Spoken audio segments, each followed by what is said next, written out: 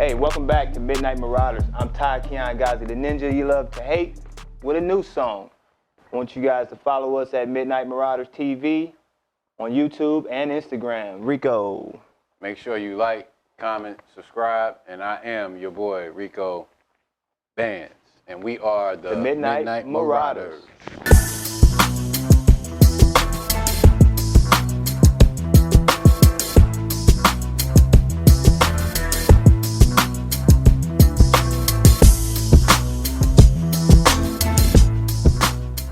Today we will be reviewing a classic album dropped in 2003 by Juelz Santana, From Me to You.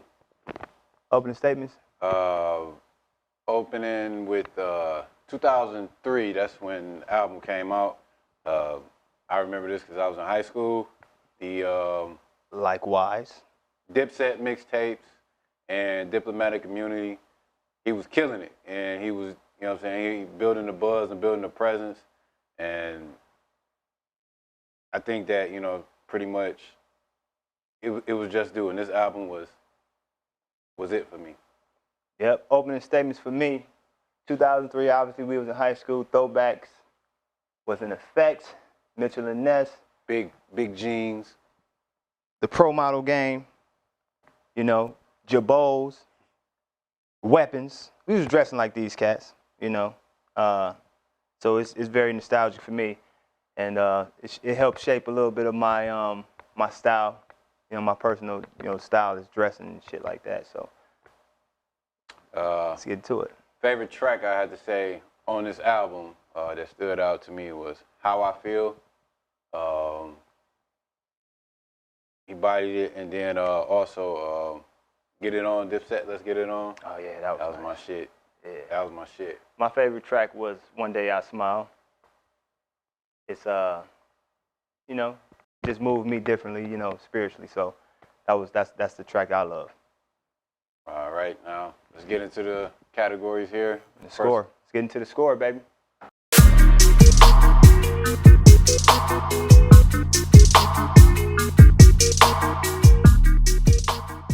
First category we have is production. Production, I gave it an 8. The diplomatic sound, as far as samples, the heat makers, yeah.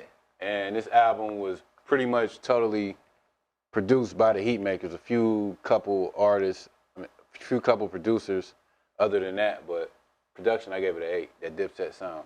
Yep, I gave it a 9 because it's the heat makers, and regardless of how the music sounds today, at that time, the heat makers was it, you know? So it's nostalgic to me, and it was all on point. It was like they say, movement music, the movement. It was the movement. So gave them a 9.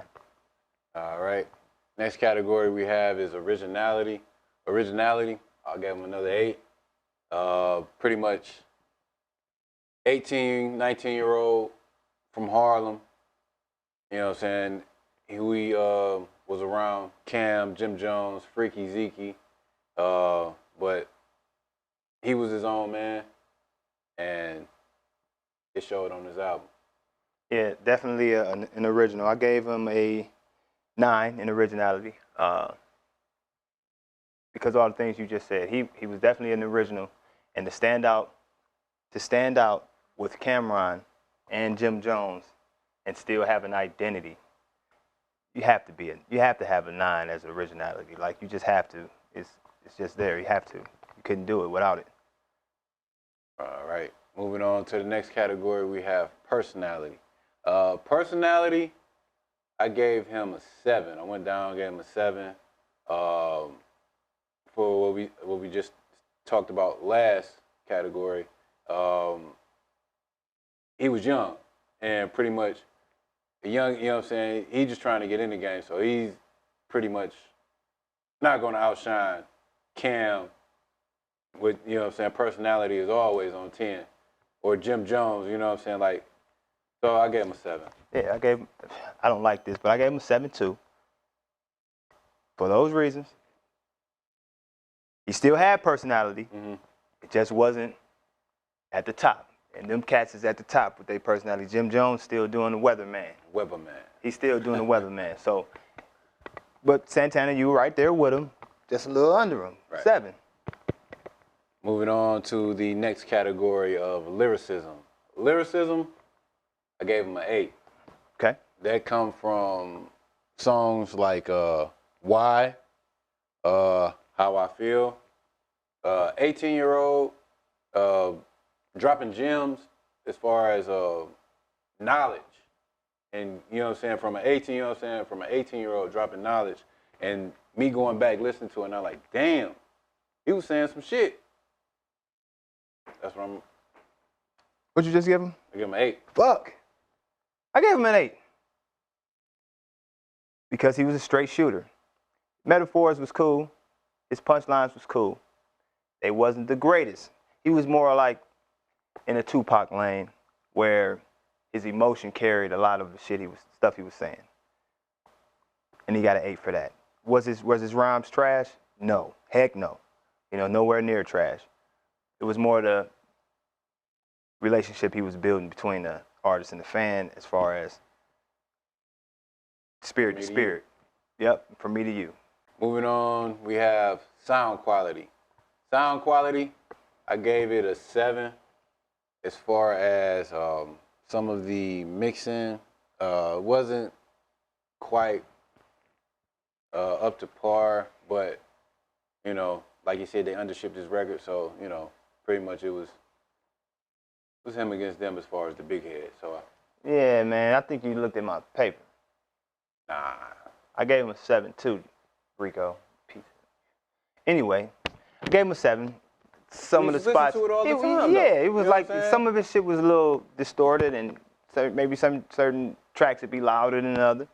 You know, overall though, at that time, you know, it was still costing a lot of money to actually make a record. Yeah, so they was making. yeah, it wasn't all that like Pro Tools and all that junk wasn't as prevalent. So, you know, that's what they had to work with. They probably were still using reel-to-reels at that time. Moving on, song construction. This category I gave him a 8. Pretty much, for the simple fact, the youngin', you know what I'm saying? He pretty much did his thing as far as putting the stories together. Yeah. Jealousy, like, you know, I don't know if he was in a domestic relationship or not, but for him to tell that story and then feel bad about how he did it, you know, and growing up as a man as far as the progression. Yeah, you know, the progression in them songs was very neat. But yeah, I gave him 8. Hold on, bro.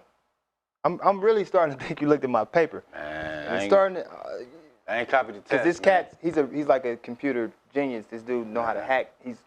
That's what he do. I think this dude hacked my phone. Lying. Anyway. Next category we have is emotion. Emotions make you cry sometimes. And pretty much, he did have a lot of emotional songs. He was growing up as a man. 8. 8? 8. You, Ralph. I gave him a 9. Ha! Ha ha ha ha. I gave him a 9. 9 because that's what he had. You know, was his emotion. That's like one of the things he hung his hat on. That was basically his strong point. Like I said, I liken this album to, you know, him as an artist more to like in the Tupac realm, where emotion carried everything he did to me. You know, the way he would enunciate and put his, you know, his voice on the track was in a powerful manner, which was all emotion for me. So I gave him a 9. Next category we have hit factor. Hit factor. 10. Bangers. From the intro, you know, Champ is here, he's getting you ready because he about to tell you what he gonna do, and then he slipped it up with One Day, you know what I'm saying, which is a banger because he thought, oh, it's a slow song, but then the beat come in and it drop, and then, you know, Dipset, Yeah. Juelz, I'm going on and on, but 10. Growing up, we heard it a lot because we all was playing it, right? Mm-hmm. Fast forward until now, I listen to it, and it's more like I can work out to this music. So that's what makes it a hit to me again, because I can work out to it. I know I'm skinny as hell, but I do work out. And I like to work out to this album. Any album I can work out to, it has to have hits to me, like big time hits. So I gave him a 9. All right. Next category we have album construction. I gave it an 8. He pretty much. No, I'm gonna go up. I'm gonna give it a 9. Oh, you gonna give it a 9? How come you always go? I'm gonna give it a 9. I'm gonna give it a 9. I'm gonna give it a 9. I gave him an 8. It wasn't perfect, you know. It was kind of long. Maybe a couple songs shouldn't have been on here. Mm-hmm. I won't say which ones, but it's still a classic album. They just it could have been a little shorter. So I gave him an 8. Relatability is the next category.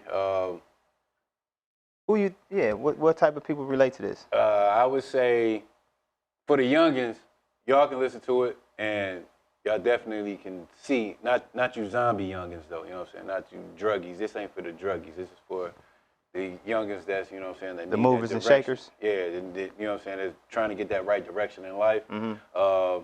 And pretty much the wise people, you know what I'm saying, that really want to gain knowledge on becoming. Okay, that's what I was going to say that. Yeah, I think that any young cat or young female, any young person that wants to understand why the people in the generation right before you, maybe your parents, are the way they are, this is one of those albums that could lead you to those answers, you know.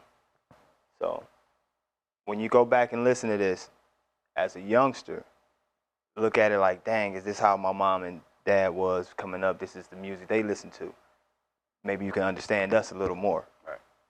So that's my thing. But for us, obviously, if you wasn't listening to this as as people in our peer group, people that graduated in the early 2000s, you wasn't listening to this, you know, that's on you. I don't know where you was at. You was listening to Limp Bizkit or something. As with every classic album, we have a bonus category, cultural impact. For me, this impacted everyone that graduated, you know, high school or was in high school or growing up in the early 2000s tremendously. This was basically a soundtrack to our lives, you know. So that was the cultural impact for me, how I see it. Me, it definitely, like you said, piggybacking off you, definitely had to put a staple in from the 2004 and up, that generation, as far as this is who we are and this is the sound that we were accustomed to listening to. Yeah, did you see the clothes that they was wearing? Like he was wearing? Yeah, we look back at that and be like, man. He was big-ass clothes, and then he tightened it up. So it's huge. Went from thugging to being rock stars. Yeah, but like we do about this time, we want to thank y'all for watching Midnight Marauders. Again, you can visit us on Midnight Marauders TV on YouTube and Instagram. Please like and subscribe, mash the buttons for us. Yes, sir. I'm your man, Rico, for them things. Bandz. I'm the ninja you love to hate, Kiongozi. We are the Midnight Marauders. We are the Midnight Marauders. TV Tef is where you at? Chasing the bag somewhere, coming up with the next plan. Take over the world and the internets. We'll catch you later. This is the Midnight Marauders.